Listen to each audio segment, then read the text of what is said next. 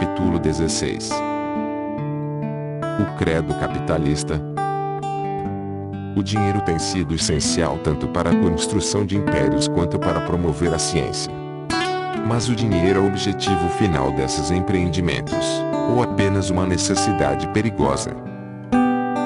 Não é fácil entender o verdadeiro papel da economia na história moderna.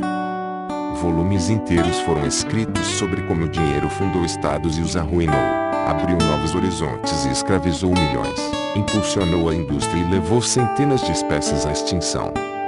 Mas, para entender a história econômica moderna, é preciso entender uma só palavra. Essa palavra é crescimento. Para melhor ou para pior, na saúde e na doença, a economia moderna cresce como um adolescente inundado por hormônios. Devora tudo que encontra pela frente, mas cresce mais depressa do que podemos registrar.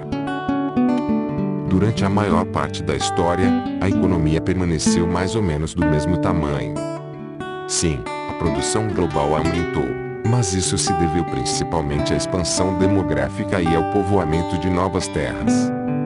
A produção per capita continuou estática. Mas tudo isso mudou na era moderna. Em 1500, a produção global de bens e serviços era equivalente a cerca de 250 bilhões de dólares. Hoje, gira em torno de 60 trilhões. O que é mais importante, em 1500 a produção per capita anual era, em média, 550 dólares, enquanto hoje todo homem, mulher e criança produz, em média, 8,8 mil dólares por ano. O que explica esse crescimento estupendo? A economia é um assunto notoriamente complicado. Para facilitar as coisas, imaginemos um exemplo simples. Samuel Ganância, um financista perspicaz, funda um banco em São Paulo. Arguto, um empreiteiro em ascensão em São Paulo, termina sua primeira obra, recebendo pagamento em dinheiro na casa de $1 milhão. Ele deposita essa soma no banco do senhor Ganância. O banco agora tem $1 milhão em capital. Enquanto isso, Dulce Massa, uma chefe experiente, mas sem recursos, acredita ter encontrado uma oportunidade de negócio. Não há nenhuma padaria realmente boa em seu bairro. Mas ela não tem dinheiro suficiente para comprar toda a infraestrutura necessária, com fornos industriais, pias, facas e utensílios. Ela vai ao banco, apresenta seu plano de negócio à Ganância e o convence de que é um investimento vantajoso. Ele lhe concede um empréstimo de $1 milhão, creditando essa soma na conta dela no banco. Dulce Massa agora contrata Arguto, o empreiteiro, para construir e equipar a padaria. O preço dele é $1 milhão. Quando ela o paga, com um cheque de sua conta, Arguto deposita na conta dele no banco de Ganância. Então, quanto dinheiro Arguto tem em sua conta bancária? Exato, $2 milhões. Quanto dinheiro, em espécie, há de fato no cofre do banco? Você acertou, $1 milhão. Não termina aqui. Como empreiteiros costumam fazer, 2 meses depois de iniciada a obra, Arguto informa Dulce Massa que, devido a problemas e despesas imprevistos, o custo para construir a padaria na verdade será $2 milhões. A senhora Dulce Massa não fica satisfeita, mas não pode parar a obra na metade. Então, ela faz outra visita ao banco, convence o senhor Ganância a lhe dar um empréstimo adicional, e ele deposita mais $1 milhão na conta dela. Ela transfere o dinheiro para a conta do empreiteiro. Quanto dinheiro Arguto tem em sua conta agora? Ele tem $3 milhões. Mas quanto dinheiro existe de verdade no banco? Continua havendo apenas $1 milhão. Na verdade, o mesmo $1 milhão que esteve no banco esse tempo todo. A legislação atual que regulamenta os bancos nos Estados Unidos permite que o banco repita esse exercício 7 vezes mais. O empreiteiro acabaria por ter $10 milhões em sua conta, embora o banco continuasse tendo não mais de $1 milhão em seus cofres. Os bancos são autorizados a emprestar $10 para cada dólar que realmente tem, o que significa que 90% de todo o dinheiro em nossas contas bancárias não é coberto por moedas e notas reais. Se todos os correntistas do Barclays decidirem sacar seu dinheiro de repente, o Barclays quebrará imediatamente, a não ser que o governo intervenha para salvá-lo. O mesmo é válido para o Lloyds, o Deutsche Bank, o Citibank e todos os outros bancos do mundo. Parece um esquema Ponzi gigante, não? Mas, se isso é uma fraude, então toda a economia moderna é uma fraude. A verdade é que não se trata de uma fraude, e sim de um tributo às capacidades incríveis da imaginação humana. O que permite que os bancos, e toda a economia, sobrevivam e floresçam é nossa confiança no futuro. Essa confiança é a única garantia para a maior parte do dinheiro do mundo. No exemplo da padaria, a discrepância entre o extrato bancário do empreiteiro e a quantidade de dinheiro que realmente existe no banco é a padaria da senhora Dulce Massa. O senhor Ganância colocou o dinheiro do banco nesse ativo, confiando que um dia será lucrativo. A padaria ainda não assou nenhum pão, mas Dulce Massa e Ganância prevêem que, dali a um ano, estará vendendo milhares de pães, bolos e biscoitos por dia, com uma bela margem de lucro. A senhora Dulce Massa, então, será capaz de pagar o empréstimo, com juros. Se, nesse momento, o senhor Arguto decidir sacar suas economias, Ganância será capaz de fornecer esse dinheiro. Toda a iniciativa é, portanto, baseada na confiança em um futuro imaginário, a confiança de que a empreendedora e o banqueiro terão a padaria dos seus sonhos, e a confiança do empreiteiro na futura solvência do banco. Nós já vimos que o dinheiro é algo impressionante, porque pode representar uma série de objetos diferentes e converter qualquer coisa em praticamente qualquer outra coisa. No entanto, antes da era moderna essa capacidade era limitada. Na maioria dos casos, o dinheiro só podia representar e converter coisas que já existiam no presente. Isso impõe uma grave limitação ao crescimento, já que tornava muito difícil financiar novos empreendimentos. Considere nossa padaria mais uma vez. Dulce Massa teria conseguido construí-la se o dinheiro só pudesse representar objetos tangíveis. Não. No presente, ela tem uma porção de sonhos, mas nenhum recurso tangível. A única forma de construir sua padaria seria encontrar um empreiteiro disposto a trabalhar hoje e receber o pagamento daqui a alguns anos, se quando a padaria começasse a dar dinheiro. Infelizmente, tais empreiteiros são raros.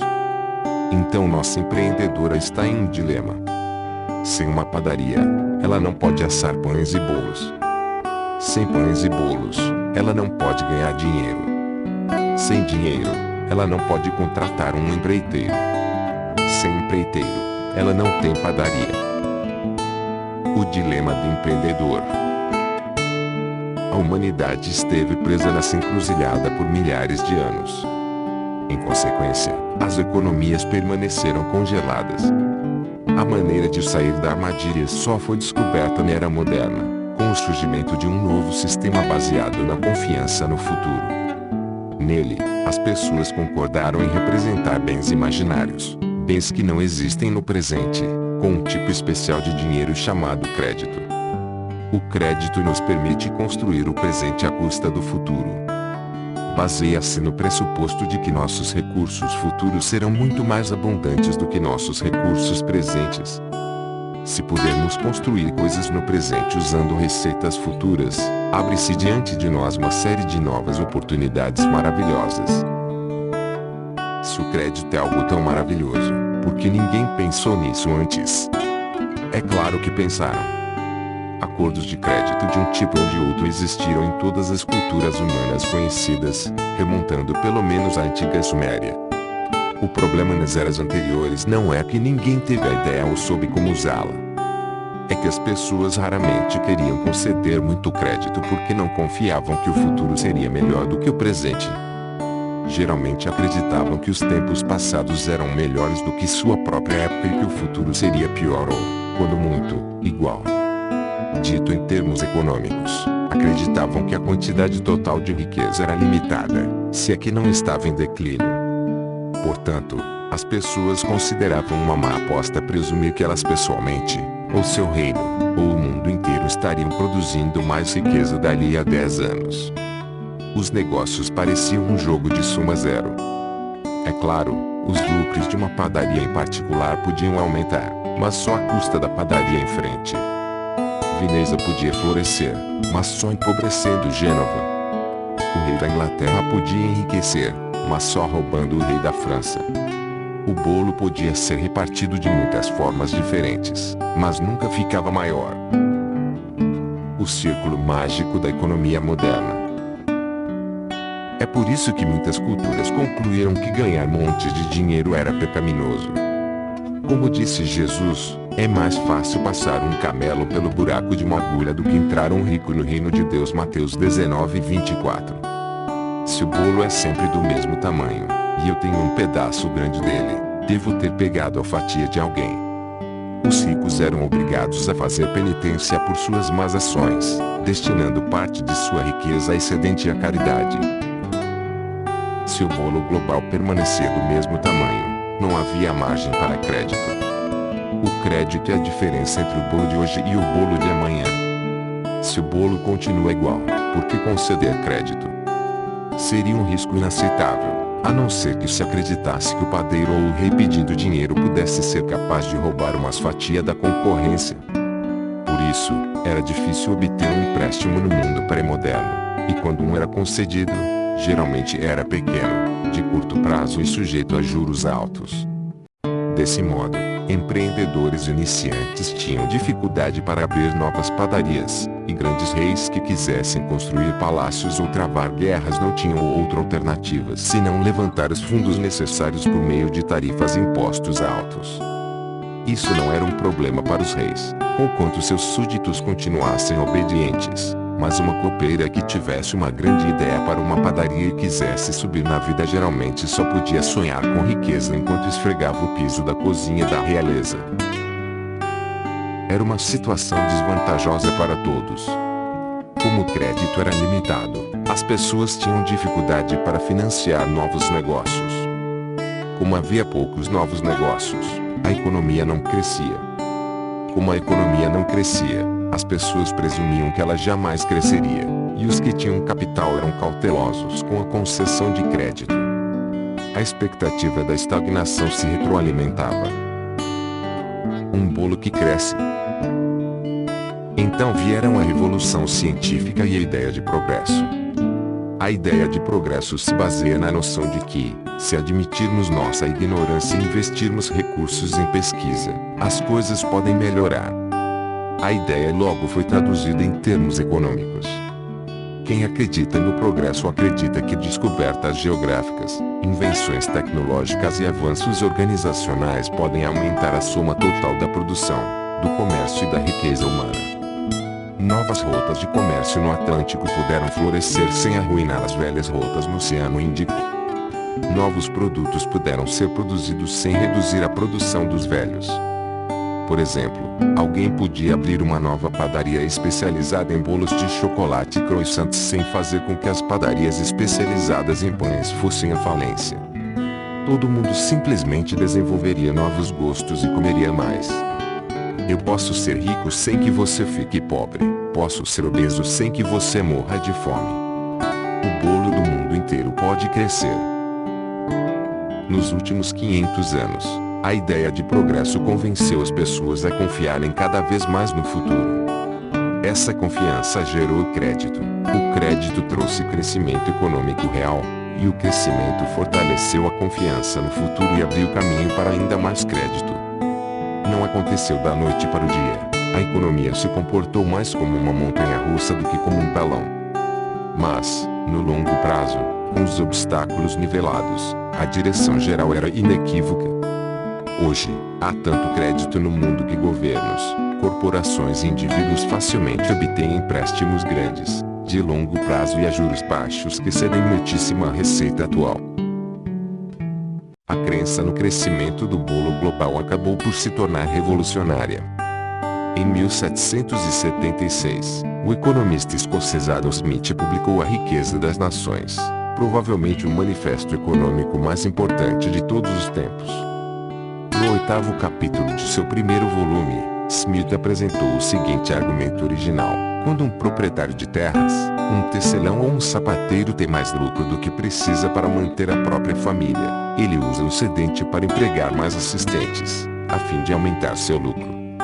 Quanto mais lucro tiver, mais assistentes pode empregar. Daí decorre que um aumento no lucro dos empreendedores privados é a base para o aumento na riqueza e prosperidade coletivas. Isso talvez não soe tão original, porque todos vivemos em um mundo capitalista no qual o argumento de Smith é tido como algo natural. Ouvimos variações sobre esse tema todos os dias nos noticiários. Mas a afirmação de Smith de que o desejo humano egoísta de aumentar o lucro privado é a base para a riqueza coletiva é uma das ideias mais revolucionárias na história humana. Revolucionária não só de uma perspectiva econômica como também de uma perspectiva moral e política. O que Smith afirma é, na verdade, que a ganância é algo bom e que ao ficar mais rico é um benefício a todos, e não só a mim mesmo. Egoísmo é altruísmo. Smith ensinou as pessoas a pensarem na economia como uma situação em que todos ganham, em que meus lucros são também seus lucros. Não só ambos podemos desfrutar de uma fatia maior de bolo ao mesmo tempo, como o aumento da sua fatia depende do aumento da minha fatia. Se sou pobre, você também será pobre, porque eu não posso comprar seus produtos ou serviços. Se sou rico, você também enriquecerá, já que agora pode me vender alguma coisa. Smith negou a contradição tradicional entre riqueza e moralidade e escancarou os portões do céu para os ricos. Ser rico significava ser moral. Na história de Smith, as pessoas ficam ricas não saqueando os vizinhos, e sim aumentando o tamanho do bolo. E quando o bolo cresce, todos se beneficiam. Os ricos são, portanto, as pessoas mais úteis e benévolas da sociedade, porque impulsionam o crescimento em benefício de todos. Tudo isso depende, entretanto, de os ricos usarem seus lucros para abrirem novas fábricas e contratarem novos empregados, em vez de desperdiçá-los em atividades não produtivas. Smith, portanto, repetiu como um mantra a máxima de que quando os lucros aumentam, o proprietário de terras ou tecelão empregam mais assistentes, e não quando os lucros aumentam. Scrooge guarda seu dinheiro em um cofre e só o tira de lá para contar as moedas. Uma parte crucial da economia capitalista moderna foi o surgimento de uma nova ética, segundo a qual os lucros tinham de ser reinvestidos na produção. Isso mais uma vez é investido na produção, o que gera mais lucro, etc. ad infinitum. Os investimentos podem ser feitos de muitas maneiras, aumentando a fábrica, realizando pesquisas científicas, desenvolvendo novos produtos. Mas, de alguma forma, todos esses investimentos devem aumentar a produção e se traduzir em lucros maiores. No novo credo capitalista, o primeiro e mais sagrado mandamento é: os lucros da produção devem ser reinvestidos no aumento da produção. É por isso que o capitalismo é chamado de capitalismo. O capitalismo distingue o capital da mera riqueza. O capital consiste de dinheiro, bens e recursos que são investidos na produção. A riqueza, por outro lado, é enterrada debaixo do solo ou desperdiçada em atividades improdutivas. Um faraó que destina recursos a uma pirâmide improdutiva não é um capitalista. Um pirata que rouba uma frota de tesouro espanhola e enterra um cofre cheio de moedas brilhantes na praia de alguma ilha caribenha não é um capitalista. Mas um operário diligente que reinveste parte de sua renda na bolsa de valores, sim. A ideia de que os lucros da produção devem ser reinvestidos no aumento da produção parece trivial. Mas foi uma ideia estranha à maioria dos povos ao longo da história. Em épocas pré-modernas, as pessoas acreditavam que o nível da produção fosse mais ou menos constante. Então, por que reinvestir seus lucros se a produção não crescerá muito, não importa o que você faça? Desse modo, os nobres da Europa medieval adotaram uma ética de generosidade e consumo ostensivo. Eles gastavam suas receitas em torneios, banquetes, palácios e guerras, e em caridade e catedrais monumentais. poucos tentavam reinvestir os lucros para aumentar a produção de suas terras, desenvolver espécies melhores de trigo ou procurar novos mercados. Na era moderna, a nobreza foi substituída por uma nova elite cujos membros acreditam verdadeiramente no credo capitalista. A nova elite capitalista é composta não de duques e marqueses, mas de presidentes de conselhos, corretores de ações e industrialistas. Esses magnatas são muito mais ricos que os membros da nobreza medieval, mas estão muito menos interessados em consumo extravagante e gastam uma parte muito menor de seus lucros em atividades não produtivas. Os nobres medievais usavam mantos coloridos de ouro e prata e dedicavam grande parte de seu tempo a banquetes, carnavais e torneios glamourosos. Em comparação, os altos executivos modernos usam uniformes sombrios chamados ternos que lhes conferem todo o penacho de um bando de corvos e têm pouco tempo para festividades. O capitalista típico corre de uma reunião de negócios para outra, tentando decidir onde investir seu capital e seguindo as altas e baixas dos títulos e ações que possui. É verdade, seu terno talvez seja um Versace, e ele talvez viaje em um jato particular, mas essas despesas não são nada se comparadas com o que ele investe no aumento da produção humana. Não só os magnatas usando Versace investem para aumentar a produtividade. Pessoas comuns e órgãos do governo pensam de maneira similar. Quantos jantares em bairros modestos mais cedo ou mais tarde se envolvem em um debate interminável sobre se é melhor investir as economias pessoais no mercado de ações, em títulos ou em propriedades. Os governos também se esforçam para investir a receita proveniente dos impostos em atividades produtivas que aumentarão a receita futura. Por exemplo, construir um novo porto poderia facilitar a exportação de produtos, permitindo às fábricas gerar mais renda tributável, aumentando assim as receitas futuras do governo. Outro governo talvez prefira investir em educação, sob a justificativa de que pessoas instruídas são essenciais para indústrias lucrativas de alta tecnologia, que pagam muitos impostos sem demandar grande infraestrutura portuária. O capitalismo começou como uma teoria sobre como a economia funciona. Era ao mesmo tempo descritivo e prescritivo. Oferecia um relato de como o dinheiro funcionava e promovia a ideia de que reinvestir os lucros na produção leva a um rápido crescimento econômico. Mas, pouco a pouco, o capitalismo se tornou muito mais do que uma doutrina econômica. Hoje engloba uma ética, um conjunto de ensinamentos sobre como as pessoas devem se comportar, educar seus filhos e até mesmo pensar. Sua doutrina fundamental é que o crescimento econômico é o bem supremo, ou pelo menos uma via para o bem supremo, porque a justiça, a liberdade e até mesmo a felicidade dependem do crescimento econômico. Pergunte a um capitalista como trazer justiça e liberdade política para um lugar como o Zimbábue ou o Afeganistão, e você provavelmente ouvirá uma palestra sobre como a influência econômica e uma classe média próspera são essenciais para instituições democráticas estáveis e sobre a consequente necessidade de inculcar nos aldeões do Afeganistão os valores da livre iniciativa, da prosperidade e da autossuficiência. Essa nova religião também teve uma influência decisiva no desenvolvimento da ciência moderna. As pesquisas científicas geralmente são financiadas pelo governo ou por negócios privados. Quando os governos e os negócios capitalistas consideram investir em determinado projeto científico, a primeira questão costuma ser: esse projeto nos ajudará a aumentar a produção e os lucros? Produzirá crescimento econômico? Um projeto que não for capaz de lidar com essas questões tem poucas chances de encontrar um patrocinador. Nenhuma história da ciência moderna pode deixar o capitalismo de lado.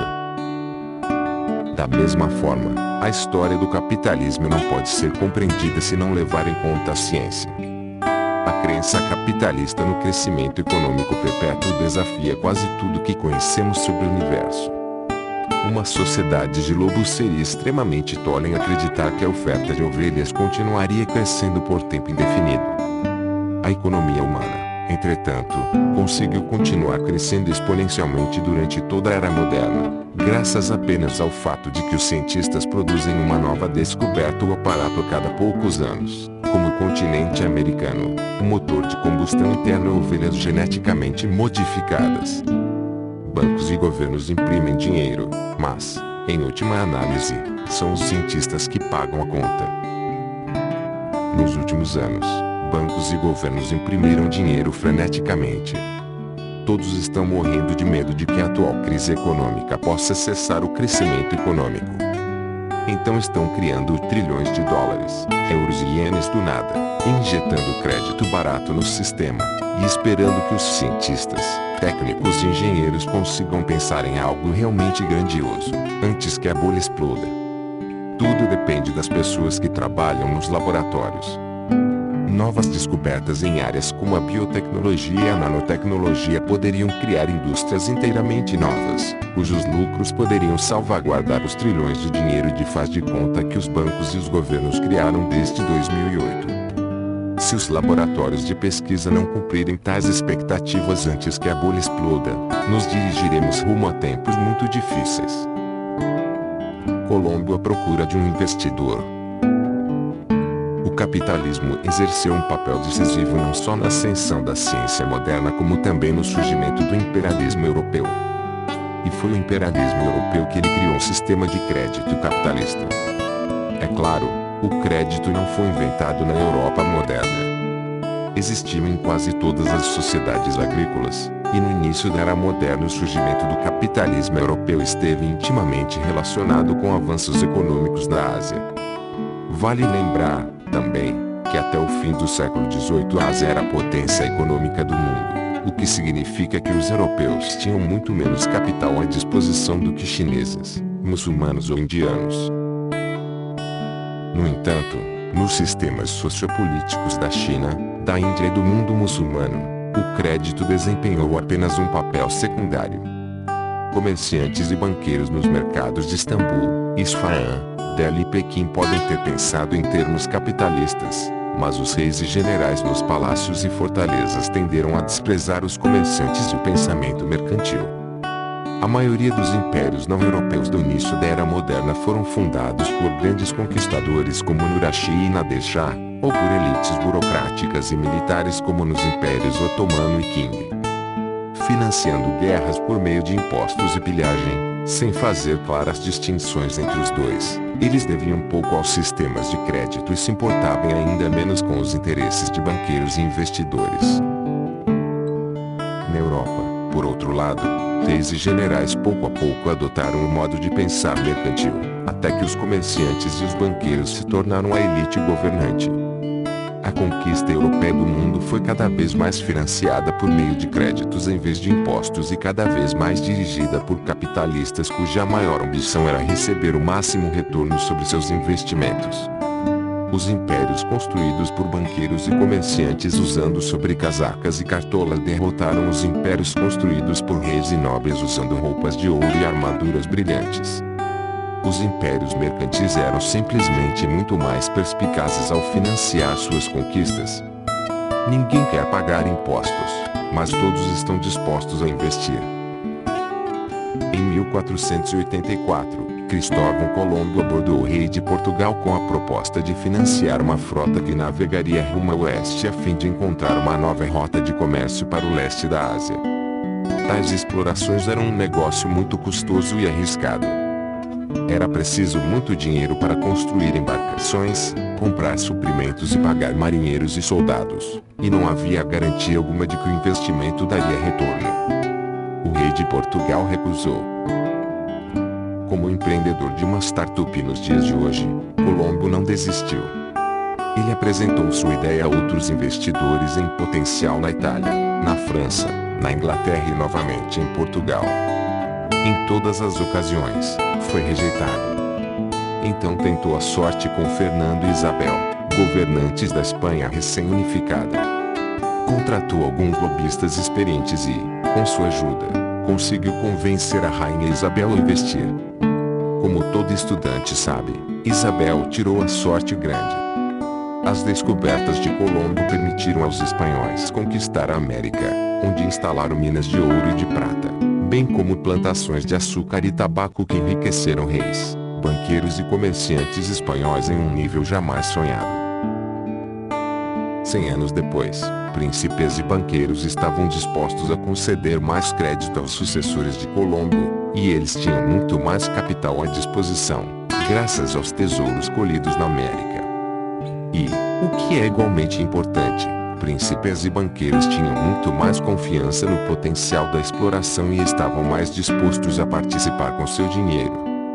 Esse era o círculo mágico do capitalismo imperial.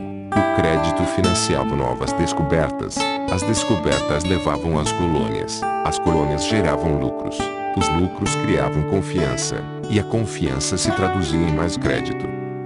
Nurashi e Nader Shah ficavam sem combustível depois de alguns milhares de quilômetros. Os empreendedores capitalistas só aumentavam seu ímpeto financeiro a cada conquista. Mas essas expedições continuaram sendo ocasionais, de modo que os mercados de crédito permaneceram um tanto quanto cautelosos.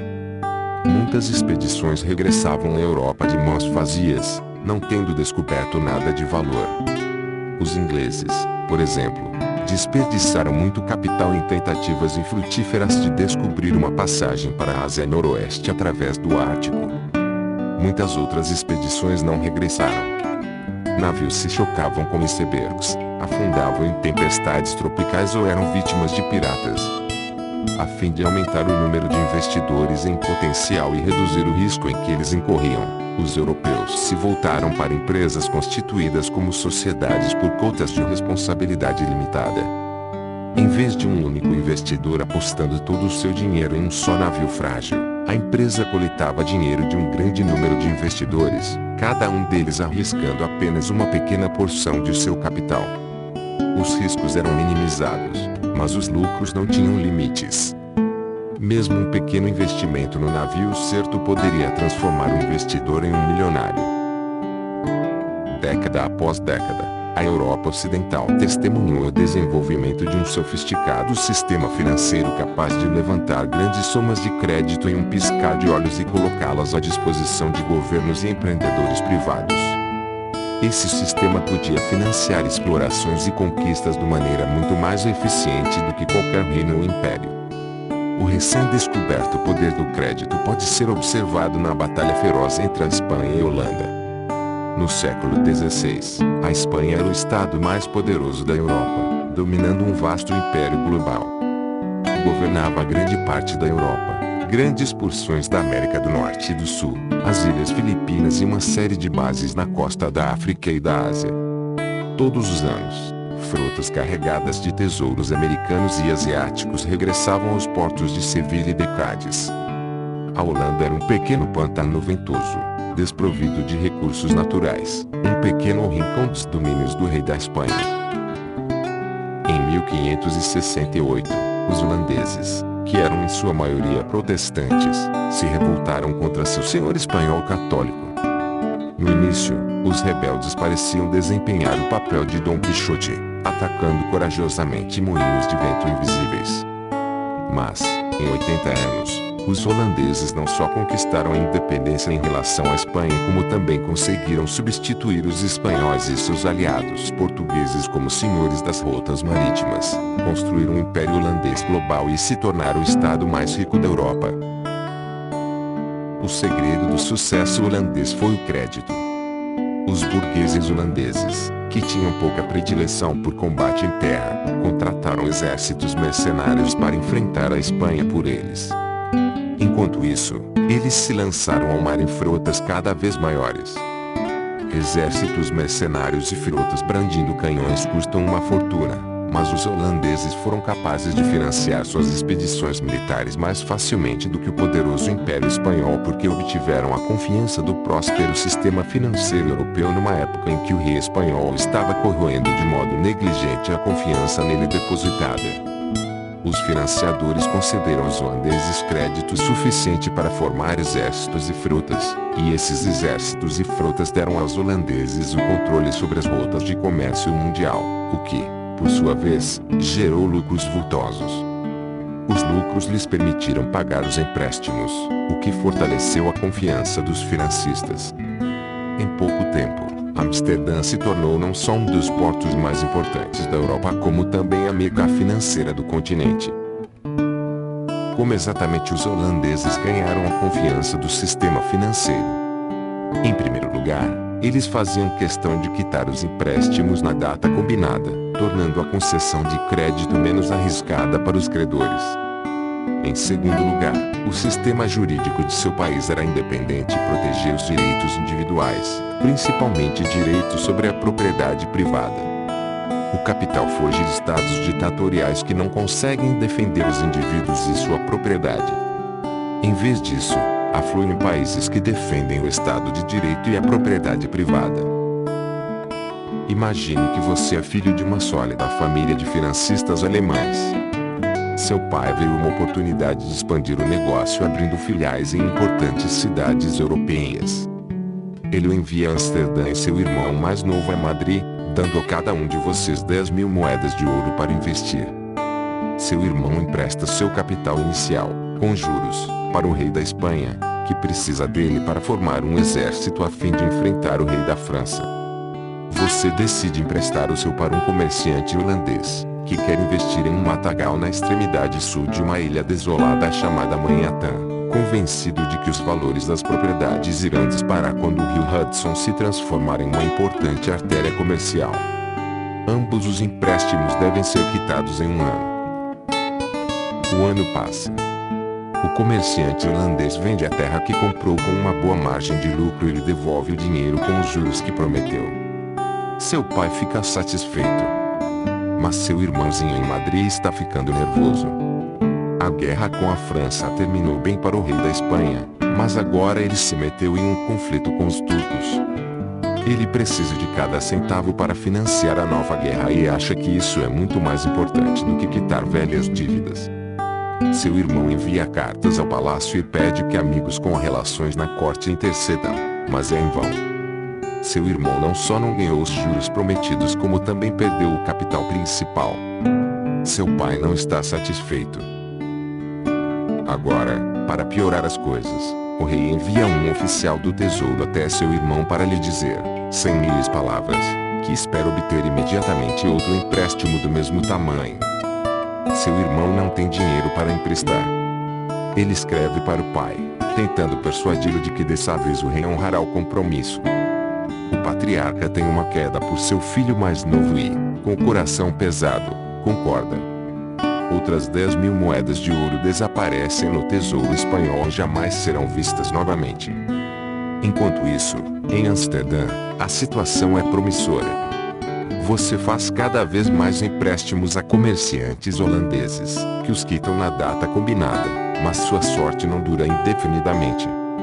Um de seus clientes intui que tamancos de madeira serão a próxima febre em Paris e lhe pede um empréstimo para abrir uma loja de calçados na capital francesa.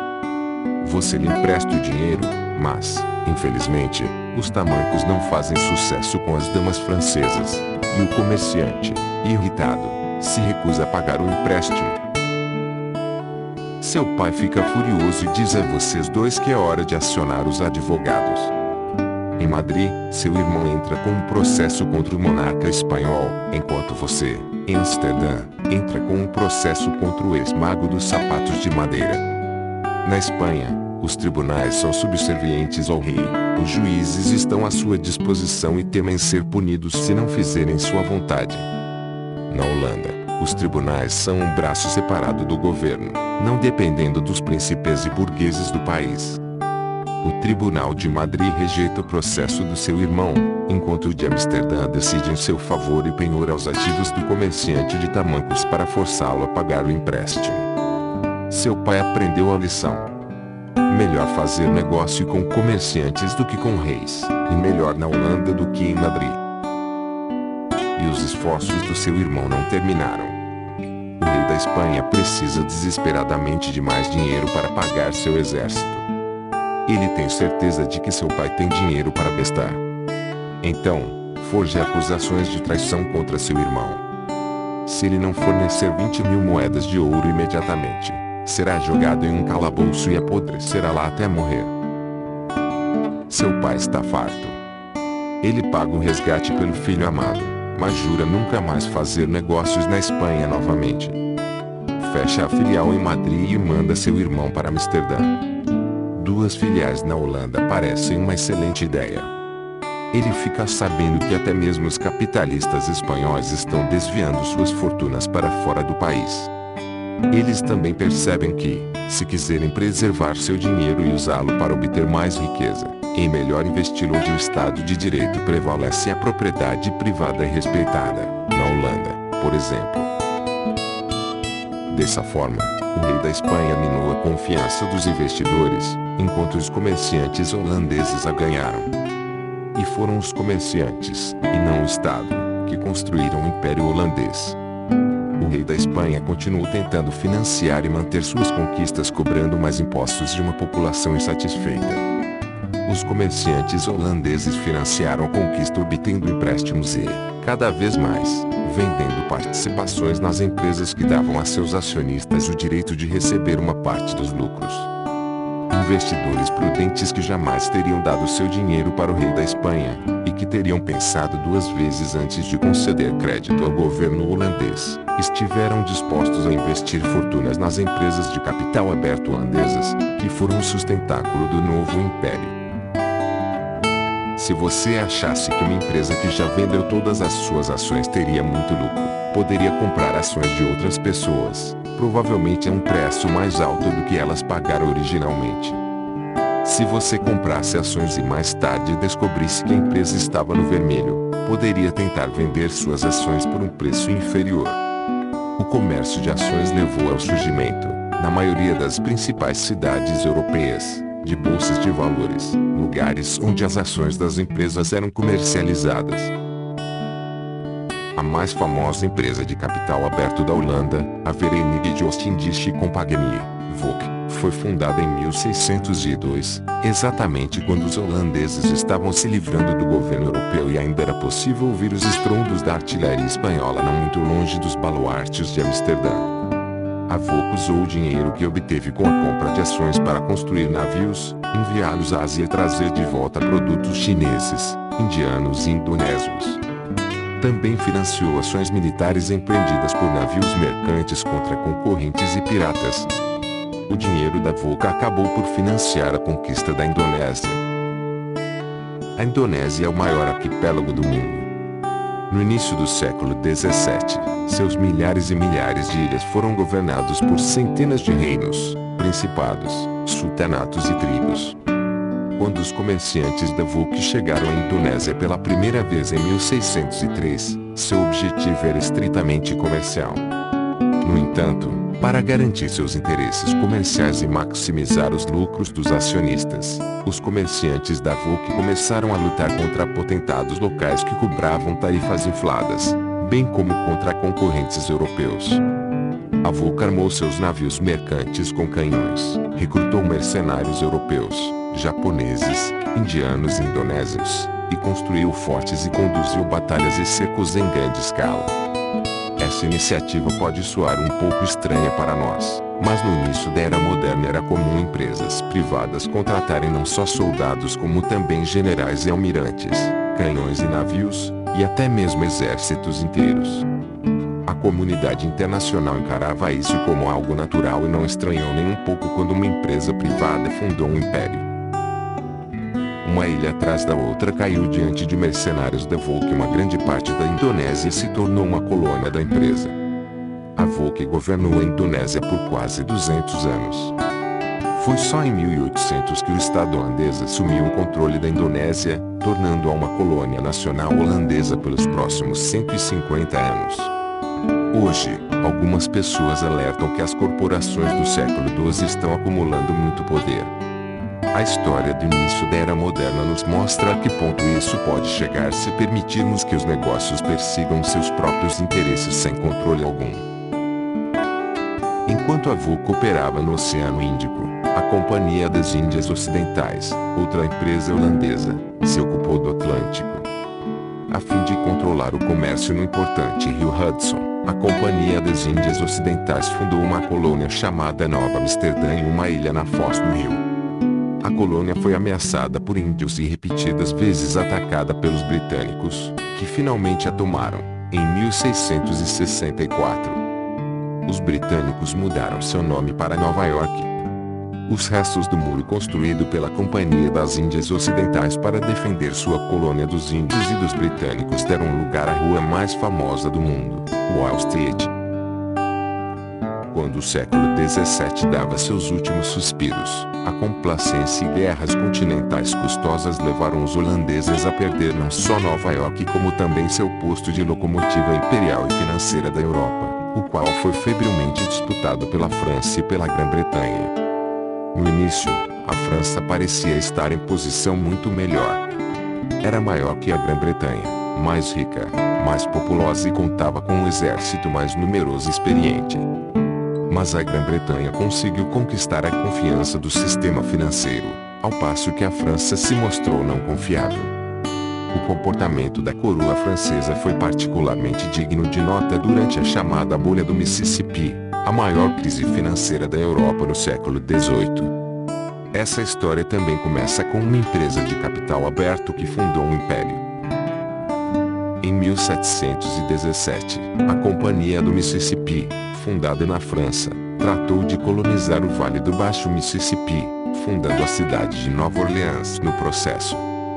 Para financiar seus planos ambiciosos, a empresa, que tinha boas relações na corte do rei Luís XV, vendeu ações na Bolsa de Valores de Paris. John Law, o diretor da empresa, era também presidente do Banco Central da França. Além disso, o rei o havia nomeado controlador-geral de finanças, um cargo mais ou menos equivalente ao de um ministro de finanças em nossos dias. Em 1717, o Vale do Baixo Mississippi oferecia poucas atrações além de pântanos e crocodilos, mas a Companhia do Mississippi espalhou histórias de riquezas fabulosas e oportunidades infinitas. Aristocratas, homens de negócios e membros apáticos da burguesia urbana da França foram atraídos por essas fantasias, e os preços das ações da Companhia do Mississippi dispararam. No início, as ações eram oferecidas a 500 livres. Em 1 de agosto de 1719, eram vendidas a 2,75 mil livres. Em 30 de agosto, valiam 4,1 mil livres e, em 4 de setembro, chegaram a 5 mil livres. Em 2 de dezembro, o preço de uma ação da Mississippi ultrapassou os 10 mil livres. A euforia tomou conta das ruas de Paris. As pessoas venderam todos os seus bens e contraíram grandes empréstimos para comprar ações da Companhia do Mississippi. Todos pensavam ter descoberto o caminho fácil para a riqueza. Poucos dias depois, o pânico começou. Alguns especuladores perceberam que os preços das ações eram totalmente irrealistas e insustentáveis. Concluíram que era melhor vender enquanto os preços estavam no pico. À medida que a oferta de ações disponíveis aumentou, os preços caíram. Quando outros investidores viram o preço caindo, também quiseram vender depressa. Com isso, os preços despencaram ainda mais, desencadeando uma avalanche. Para estabilizar os preços, o Banco Central da França, presidido por seu diretor, John Law, comprou ações da Companhia do Mississippi, mas não poderia fazer isso para sempre. O banco acabou ficando sem dinheiro. Quando isso aconteceu, o controlador-geral de finanças, o mesmo John Law, autorizou a impressão de mais dinheiro a fim de comprar mais ações. Isso colocou todo o sistema financeiro da França dentro da bolha. E nem mesmo essa mágica financeira foi capaz de salvar o dia. O preço das ações da Companhia do Mississippi caiu de 10 mil livres para 1 mil livres outra vez, e então despencou completamente, e as ações perderam cada centavo de seu valor. A essa altura, o Banco Central e o Tesouro Real tinham uma quantidade absurda de ações sem valor e não tinham dinheiro algum. Os grandes especuladores saíram praticamente ilesos, eles venderam a tempo. Os pequenos investidores perderam tudo, e muitos cometeram suicídio. A bolha do Mississippi foi uma das crises financeiras mais espetaculares da história. O sistema financeiro da coroa francesa jamais se recuperou totalmente desse golpe. A maneira como a Companhia do Mississippi usou seu poder político para manipular os preços das ações e alimentar a febre de compra levou o público a perder a fé no sistema bancário da França e na sabedoria financeira do rei francês. Luís XV teve cada vez mais dificuldade de obter crédito. Esse veio a ser um dos principais motivos pelos quais o Império Ultramarino francês caiu nas mãos dos britânicos. Enquanto os britânicos conseguiam obter empréstimos facilmente a juros baixos, a França enfrentava dificuldade para conseguir empréstimos e tinha de pagar juros altos por eles. Até que, nos anos 1780, Luís XVI, que havia subido ao trono após a morte do avô, percebeu que metade de seu orçamento anual estava comprometida com o pagamento de juros sobre os empréstimos e que seu destino era a bancarrota. Com relutância, em 1789, Luís XVI convocou os Estados Gerais, o parlamento francês que não se reunia há um século e meio, a fim de encontrar uma solução para a crise. Assim começou a Revolução Francesa. Enquanto o Império Ultramarino francês estava desmoronando, o Império Britânico se expandia rapidamente. Como o Império Holandês que o precedeu, o Império Britânico foi fundado e administrado principalmente por empresas privadas de capital aberto, cujas ações eram negociadas na Bolsa de Valores de Londres. As primeiras colônias inglesas na América do Norte foram fundadas no início do século XVII por sociedades anônimas como a Companhia de Londres, a Companhia de Plymouth, a Companhia de Dorchester e a Companhia de Massachusetts. O subcontinente indiano também foi conquistado não pelo Estado britânico, e sim pelo exército mercenário da Companhia das Índias Orientais. Essa empresa privada britânica superou até mesmo a holandesa Volk. De sua sede na Leadenhall Street, em Londres, governou um poderoso império indiano por cerca de um século, mantendo uma força militar gigantesca de até 350 mil soldados, que superava consideravelmente as forças armadas da monarquia britânica. Foi só em 1858 que a coroa britânica nacionalizou ainda o exército privado da empresa. Napoleão zombou dos britânicos, chamando-os de uma nação de lojistas. Mas esses lojistas derrotaram o próprio Napoleão, e o império deles foi o maior que o mundo já viu. Em nome do capital. A nacionalização da Indonésia pela coroa holandesa, 1800, e a da Índia pela coroa britânica, 1858, não colocaram fim à aliança entre capitalismo e império.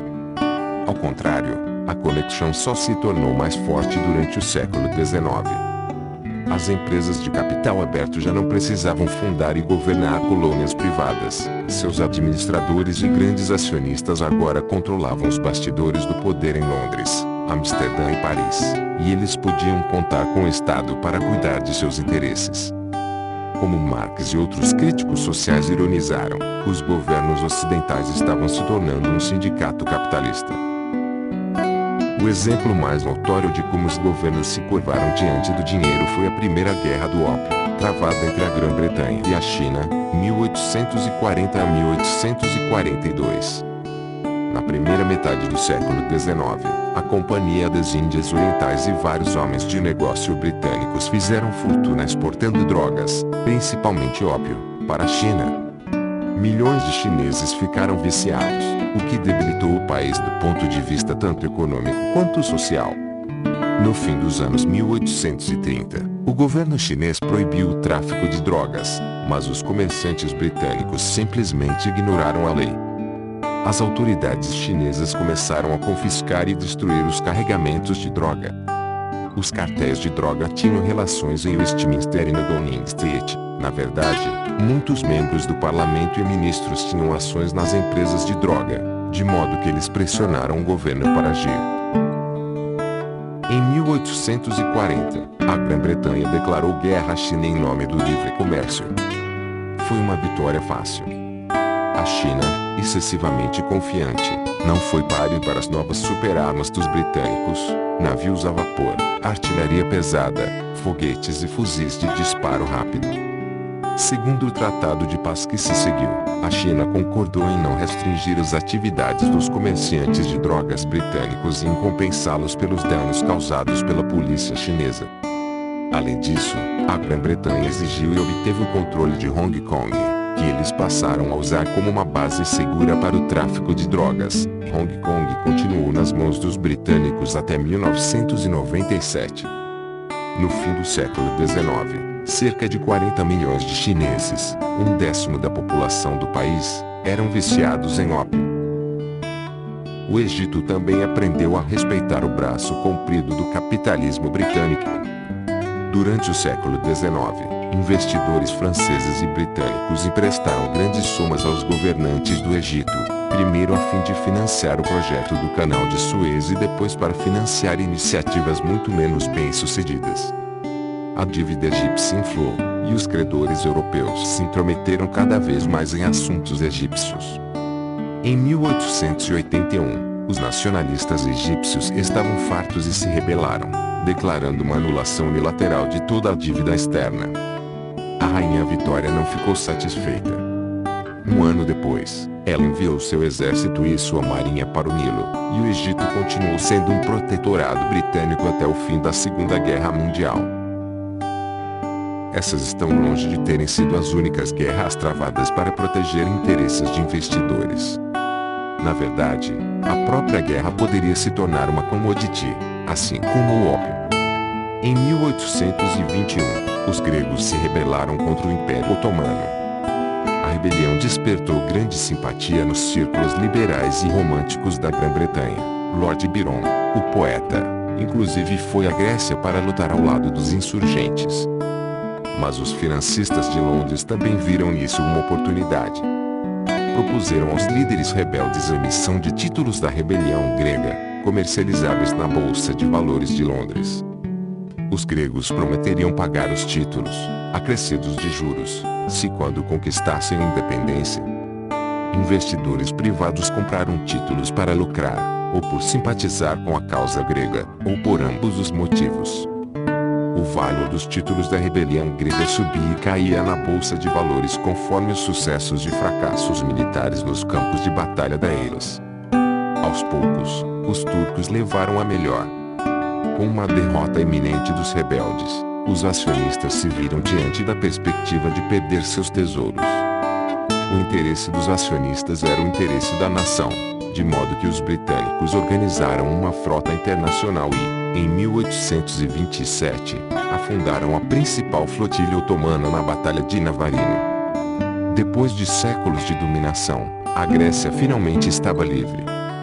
Mas a liberdade veio com uma dívida gigantesca que o novo país não tinha como pagar. A economia grega foi hipotecada a credores britânicos durante décadas. O abraço de urso entre o capital e a política teve implicações de longo alcance para o mercado de crédito. A quantidade de crédito em uma economia é determinada não só por fatores puramente econômicos, como a descoberta de novos campos de petróleo ou a invenção de uma nova máquina, como também por acontecimentos políticos, como mudanças de regime ou políticas externas mais ambiciosas. Depois da Batalha de Navarino, os capitalistas britânicos estavam mais dispostos a investir seu dinheiro em negócios ultramarinos arriscados. Eles viram que, se um devedor estrangeiro se recusasse a pagar os empréstimos, o exército de Sua Majestade traria o dinheiro deles de volta. É por isso que, hoje, a classificação de risco de um país é muito mais importante para seu bem-estar econômico do que seus recursos naturais. As classificações de risco indicam a probabilidade de um país pagar suas dívidas. Além de dados puramente econômicos, levam em consideração fatores políticos, sociais e até mesmo culturais. Um país rico em petróleo, mas amaldiçoado com um governo despótico, guerra endêmica e um sistema jurídico corrupto geralmente receberá uma classificação de risco alta. Em consequência, é provável que continue relativamente pobre, já que não será capaz de levantar o capital necessário para aproveitar ao máximo sua riqueza de petróleo. Um país desprovido de recursos naturais, mas que desfruta de paz, de um sistema jurídico justo e de um governo livre provavelmente receberá uma classificação de risco baixa. Como tal, pode conseguir levantar capital suficiente para financiar um bom sistema educativo e fomentar uma indústria de tecnologia próspera. O culto ao livre mercado. O capital e a política se influenciam mutuamente a tal ponto que a relação entre os dois é acaloradamente debatida por economistas, políticos e pelo público. capitalistas convictos costumam alegar que o capital deveria ter a liberdade de influenciar a política, mas a política não deveria ter a liberdade de influenciar o capital. Alegam que quando os governos interferem nos mercados, interesses políticos ocasionam com que façam investimentos pouco sensatos, que por sua vez resultam num crescimento mais lento. Por exemplo, um governo pode impor uma carga tributária pesada sobre os industrialistas e usar o dinheiro para pagar seguros-desempregos generosos, uma medida popular entre os eleitores. Na visão de muitos empresários, seria muito melhor se o governo deixasse o dinheiro com eles. Eles o usariam, segundo afirmam, para abrir novas fábricas e contratar os desempregados. Nessa visão, a política econômica mais sábia é manter a política fora da economia, reduzir ao mínimo a carga tributária e a regulação do governo e deixar que as forças do mercado tomem seu curso. Os investidores privados, desimpedidos de considerações políticas, investirão seu dinheiro onde poderem obter mais lucro. Portanto, a forma de garantir máximo crescimento econômico, que beneficiará a todos, industrialistas e operários, é o governo fazer o mínimo possível. Essa doutrina de livre mercado é hoje a mais comum e mais influente variante do credo capitalista. Os defensores mais entusiastas do livre mercado criticam aventuras militares no exterior com tanto fervor quanto criticam os programas nacionais de bem-estar social. Eles oferecem aos governos o mesmo conselho que os mestres oferecem aos iniciantes: simplesmente não faça nada. Mas em sua forma extrema, a crença no livre mercado é tão ingênua quanto a crença no Papai Noel. Simplesmente não existe um mercado completamente isento de interesses políticos. O recurso econômico mais importante é a confiança no futuro, e esse recurso é constantemente ameaçado por ladrões e charlatães. Os mercados, sozinhos, não oferecem proteção alguma contra fraude, roubo e violência. É função dos sistemas políticos assegurar a confiança legislando sanções contra trapaças e instaurando e financiando forças policiais, tribunais e prisões que fazem com que a lei seja cumprida. Quando os reis falham em sua função e não regulam o mercado devidamente, a consequência é perda de confiança, redução de crédito e depressão econômica. Essa foi a lição ensinada pela bolha do Mississippi em 1719, e os que se esqueceram dela foram relembrados pela bolha imobiliária de 2007 nos Estados Unidos, e com a crise creditícia e a recessão que se seguiram. O inferno capitalista. Há uma razão ainda mais fundamental pela qual é perigoso dar rédea solta aos mercados. Adam Smith ensinou que o sapateiro usaria seu excedente para empregar mais assistentes. Isso implica que a ganância egoísta é benéfica para todos, já que os lucros são usados para expandir a produção e contratar mais empregados. Mas o que acontece se o sapateiro ganancioso aumenta os lucros pagando menos aos empregados e aumentando a jornada de trabalho deles? A resposta padrão é que o livre mercado protegeria os empregados. Se nosso sapateiro paga pouco e exige muito, os melhores empregados naturalmente o abandonariam e iriam trabalhar para a concorrência. Ao sapateiro tirano restariam os piores trabalhadores, ou nenhum. Ele teria de se remediar ao sair do negócio. Sua própria ganância o impeliria a tratar bem seus empregados. Isso, na teoria, parece a prova de balas, mas na prática as balas passam com demasiada facilidade.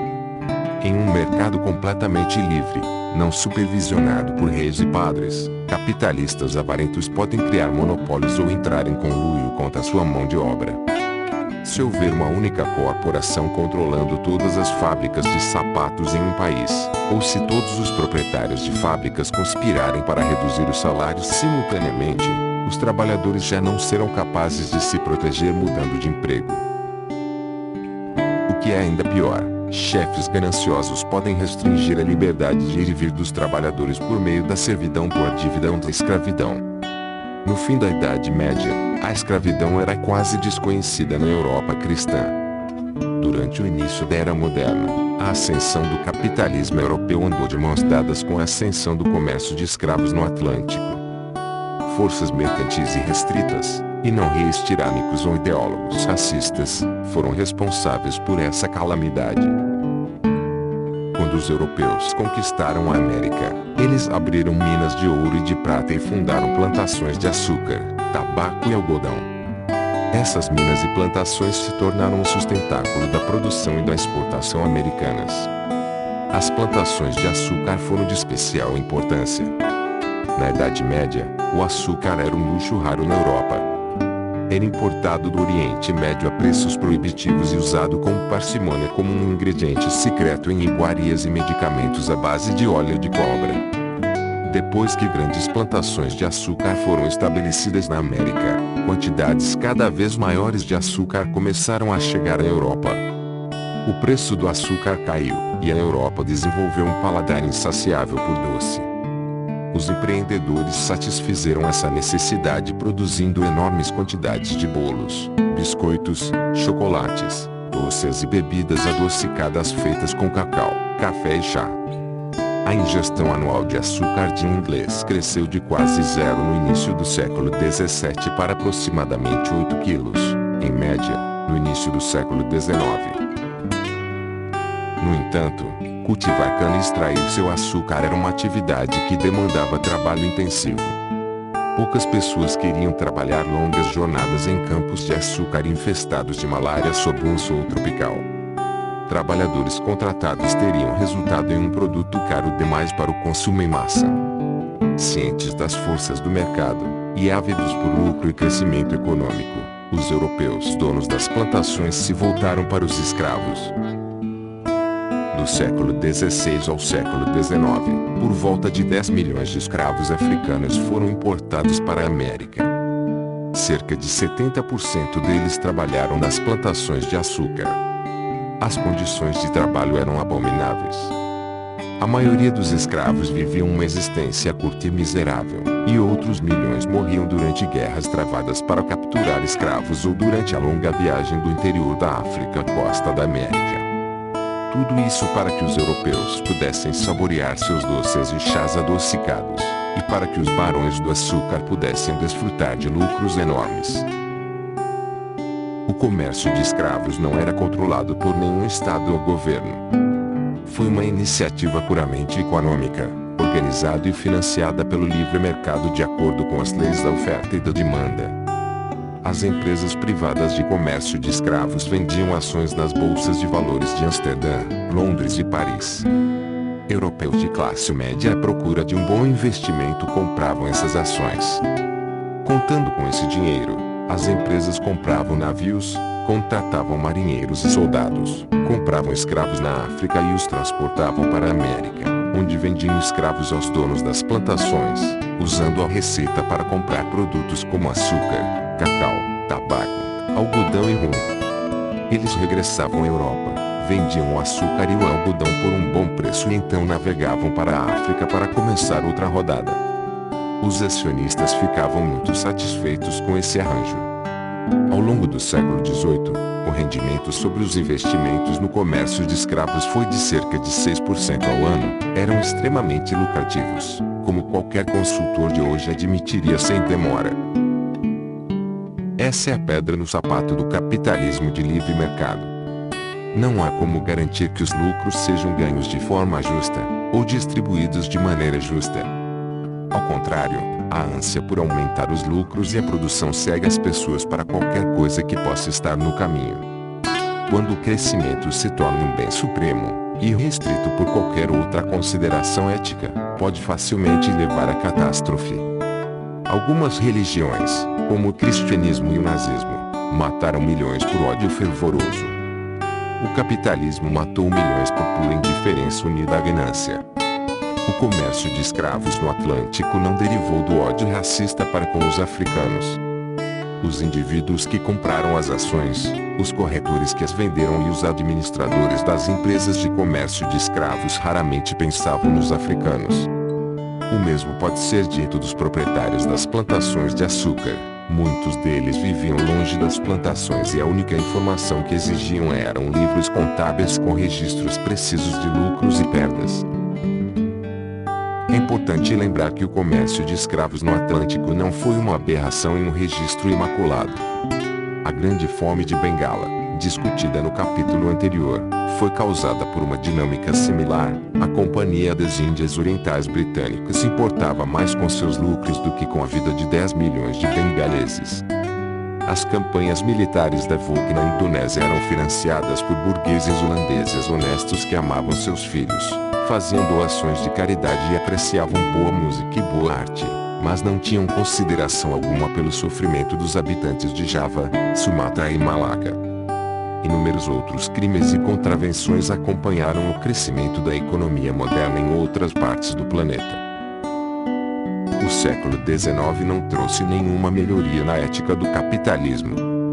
A Revolução Industrial que varreu a Europa enriqueceu os banqueiros e os donos do capital, mas condenou milhões de trabalhadores a uma vida de pobreza abjeta. Nas colônias europeias as coisas eram ainda piores.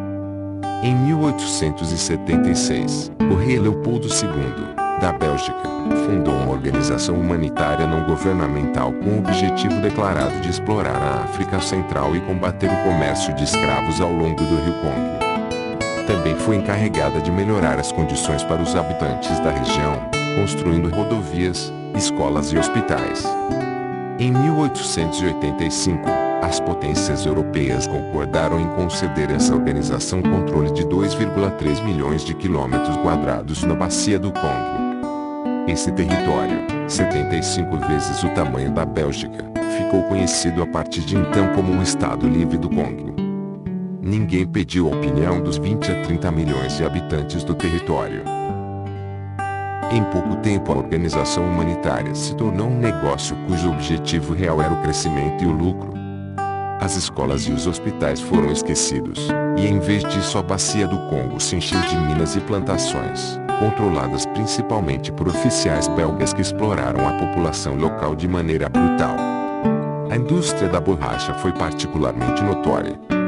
A borracha estava rapidamente se tornando uma mercadoria industrial, e a sua exportação era a principal fonte de receita do Congo. Os aldeães africanos que coletavam a borracha eram obrigados a fornecer cotas cada vez maiores. Aqueles que não conseguiam fornecer sua cota eram punidos brutalmente por sua preguiça. Seus braços eram cortados e, em certas ocasiões, aldeias inteiras eram massacradas. De acordo com as estimativas mais precisas, entre 1885 e 1908 a busca por crescimento e lucros custou a vida de 6 milhões de indivíduos, pelo menos 20% da população do Congo. Algumas estimativas chegam a 10 milhões de mortes. Depois de 1908, e especialmente depois de 1945, a ganância capitalista foi um pouco freada, sobretudo por temor ao comunismo. Mas as desigualdades continuam extremas. O bolo econômico de 2015 é muito maior que o de 1500, mas é distribuído de maneira tão desigual que muitos camponeses africanos e trabalhadores indonésios voltam para casa depois de um dia duro de trabalho com menos comida do que seus ancestrais há 500 anos. De modo muito similar à Revolução Agrícola, o crescimento da economia moderna talvez também se revele uma fraude colossal. A espécie humana e a economia global podem muito bem continuar crescendo, mas muito mais indivíduos passam fome e privação. O capitalismo tem duas respostas para essa crítica. Primeiro, o capitalismo criou um mundo que ninguém além de um capitalista é capaz de governar. A única tentativa séria de governar o mundo de uma forma diferente, o comunismo, foi tão pior em praticamente todos os aspectos concebíveis que ninguém tem estômago para tentar de novo. Em 8500 a.C., alguém podia derramar lágrimas amargas por causa da Revolução Agrícola, mas era tarde demais para desistir da agricultura. Da mesma forma, podemos não gostar do capitalismo, mas não podemos viver sem ele. A segunda resposta é que só precisamos de um pouco mais de paciência. O paraíso, prometem os capitalistas, está logo ali na esquina. É verdade, cometeram-se erros, como o comércio de escravos no Atlântico e a exploração da classe trabalhadora europeia. Mas aprendemos a lição, e, se esperarmos só mais um pouquinho e deixarmos o bolo crescer um pouco mais, todos receberão uma fatia maior. A divisão de espólios nunca será igual. Mas haverá o suficiente para satisfazer cada homem, mulher e criança, até mesmo no Congo. De fato, há alguns sinais positivos. Pelo menos quando usamos critérios puramente materiais, como expectativa de vida, mortalidade infantil e ingestão de calorias, o padrão de vida médio dos humanos em 2015 é significativamente maior do que era em 1913, apesar do crescimento exponencial no número de humanos. Mas o bolo econômico pode crescer indefinidamente. Todo bolo requer matérias-primas e energia. Os profetas do Apocalipse alertam que, mais cedo ou mais tarde, o Homo sapiens irá exaurir as matérias-primas e a energia do planeta Terra. E o que acontecerá depois?